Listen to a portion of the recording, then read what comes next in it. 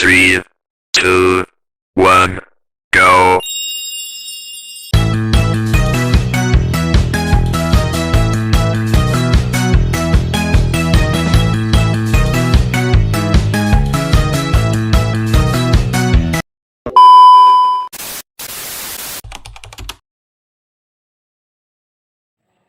Retorika adalah seni berbicara dan menyampaikan pesan secara efektif pada zaman Yunani kuno.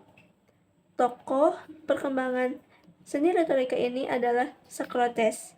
Nah, ilmu komunikasi ini berasal dari seni retorika dan yang dikembangkan oleh para filsuf sehingga berkembang menjadi disiplin ilmu yang kita kenal hari ini.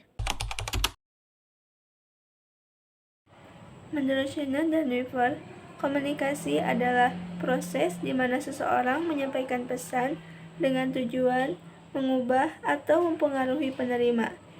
Pesan yang dimaksud bisa berupa kata-kata, gestur, atau suara, dan simbol yang memiliki makna. Jadi, komunikasi itu bukan hanya sekadar berbicara, tetapi sebuah proses yang dirancang agar pesan yang dikirim dapat diterima dengan baik.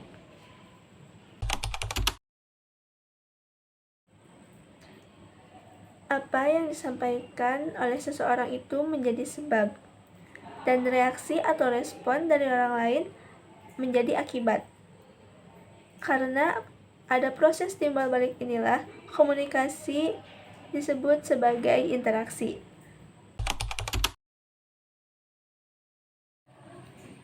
Saat kita berbicara dengan orang yang berasal dari suku Sumatera, tentu saja akan berbeda dengan orang yang berasal dari suku Jawa. Nah, perbedaannya itu terdapat pada cara berbicara, gaya menyampaikan pesan, kebiasaan, serta nilai sosial. Hal-hal inilah yang disebut sebagai konteks komunikasi dari aspek sosial. Saat perkuliahan, komunikasi yang terjadi berfungsi sebagai sarana untuk menyampaikan edukasi kepada mahasiswa. Melalui komunikasi, dosen dapat menyampaikan informasi, pengetahuan, dan pemahaman baru terhadap mahasiswa. Selain itu, komunikasi juga memungkinkan terjadinya diskusi sehingga mahasiswa dapat mengembangkan cara berpikir kritis dan pengetahuan akademiknya. Nah, komunikasi ini disebut sebagai komunikasi edukatif karena isinya berupa informasi, penjelasan, dan wawasan baru. Stand-up comedy adalah bentuk komunikasi di mana seorang komika menyampaikan cerita, opini, dan pengalaman secara humoris untuk menghibur penonton. Selain itu, stand-up comedy juga bisa digunakan untuk menyampaikan kritik sosial atau pesan tertentu dengan cara yang lebih ringan dan mudah diterima. Jadi, stand-up comedy merupakan bentuk komunikasi yang berfungsi untuk menghibur.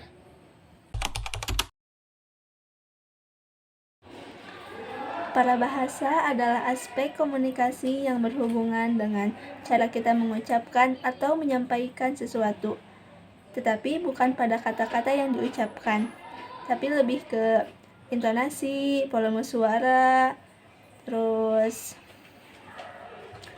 kecepatan berbicara, lalu jeda saat berbicara. Nah, semua ini tuh dapat mengubah makna dan cara pesan dipahami oleh pendengar.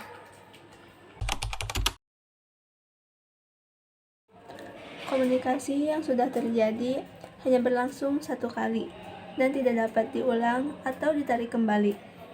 Apa yang sudah kita sampaikan tidak dapat diambil kembali, meskipun kita bisa memperbaikinya atau menjelaskannya setelah itu.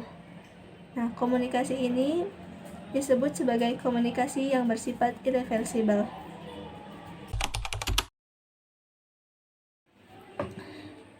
Ekspresi wajah mask atau masking adalah ekspresi di mana ketika seseorang menyembunyikan perasaan atau kondisi yang sebenarnya dan menunjukkan ekspresi lain. Contohnya yaitu seorang putri di ajang Miss World jatuh tersungkur karena menginjak gaunnya sendiri.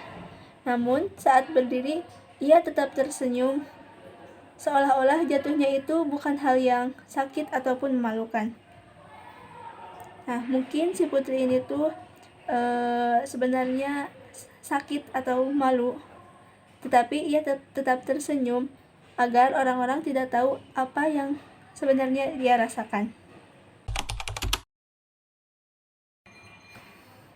Jika seseorang tertarik pada suatu hal, pupil matanya akan membesar. Perubahan ini terjadi secara alami dan kadang sulit untuk dikendalikan.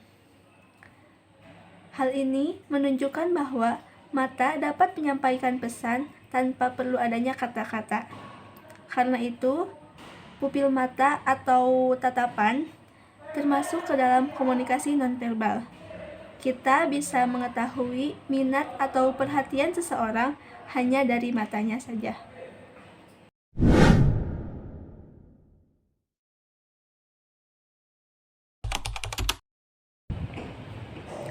Ayah adalah sosok yang tegas, tetapi di balik ketegasannya itu tersimpan kasih sayang yang sangat dalam bagi anak-anaknya.